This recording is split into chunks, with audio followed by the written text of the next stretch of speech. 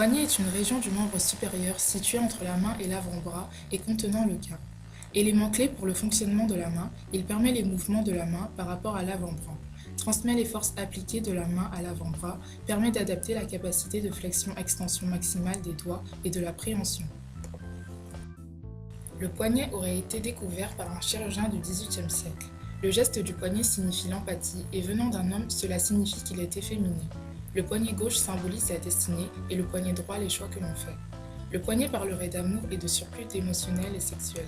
Il représenterait notre flexibilité en rapport avec les ordres que nous recevons, la capacité d'action.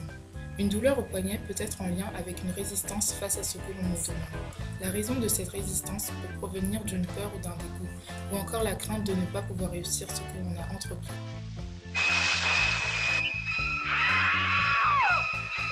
Au XXe siècle, les Européens commencent à considérer l'homosexualité comme un trait de caractère qui devient une sorte d'antithèse de la virilité.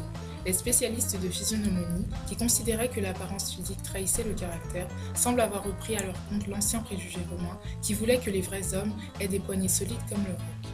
À cette époque, la mollesse du poignet ne signifiait pas seulement un manque de discipline, mais était censée trahir des absences de virilité, dont l'homosexualité, l'exhibitionnisme ou l'affection étaient des manifestations.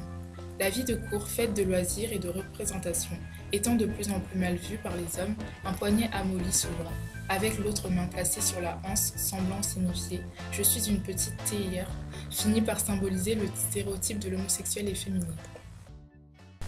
Une geisha est au Japon une artiste et une femme de compagnie, dédiant sa vie à la pratique artistique raffinée des arts traditionnels japonais pour des prestations d'accompagnement et de divertissement pour une clientèle très aisée. Pour devenir une geisha, il faut apprendre les rites de la danse et de la musique, les cérémonies de l'habillage, de la coiffure et du thé. C'est ainsi qu'elle apprendra à servir le saké en dévoilant à peine son poignet afin d'attirer l'attention des hommes et déjouer la jalousie des rivales.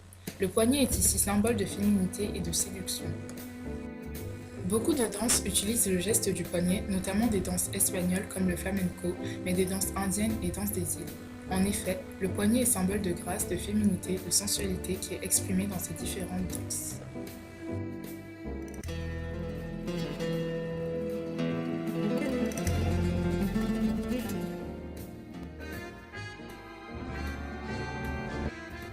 L'usage de l'éventail devient un véritable langage de société. L'art de s'en servir a permis d'exprimer les états d'âme, les déclarations d'amour dans un langage qui lui est propre. Assignés en tant qu'accessoires de mode, les éventails étaient également utilisés en tant que symbole de haut statut. Les tatouages sont très appréciés sur les poignets chez les hommes et les femmes. De manière générale, le tatouage est un signe inscrit dans la peau de manière permanente et profonde. Le tatouage aurait longtemps fait l'objet d'un rejet social et d'un désintérêt scientifique du fait des interdits religieux, de l'infamie et des préjugés raciaux qui lui ont été attachés pendant des années. Ce phénomène décrit et analysé à partir du milieu du XXe siècle sans a priori. Les tatouages vont donc se répandre dans toutes les sociétés du monde entier. Le tatouage sur la peau prend à la fois un sens métaphysique, psychologique et social sans perdre une visée esthétique. C'est également un acte symbolique et artistique qui engage le tatoueur et le tatoué dans une relation créatrice. Aujourd'hui, la montre est considérée comme un véritable accessoire de mode. On la porte au poignet quasiment tous les jours et surtout on la montre. Actuellement, il existe un très large choix qu'il n'est pas rare d'en posséder plusieurs et d'en changer selon son humeur ou sa tenue du jour. On se demande souvent si la position du bracelet a-t-elle une symbolique. Dans notre monde occidental, nous n'avons pas ce genre de symbolique. En effet, nous pouvons porter des bracelets au poignet droit ou gauche sans afficher un statut social. Mais dans certains pays, tels que l'Inde, on retrouve une symbolique forte. Les bracelets sont appelés kangan ou chudi et ils se portent par paire aux deux poignets, ce qui symbolise le mariage. En quoi le poignet est-il féminin? Celui-ci est tout simplement féminin par le geste. En effet, lorsque l'on regarde un poignet nu et sans mouvement, celui-ci nous apparaît sans aucune beauté, mais quand celui-ci est en mouvement, il peut transmettre de nombreuses émotions. Celles-ci peuvent être la féminité, la sensualité, l'empathie.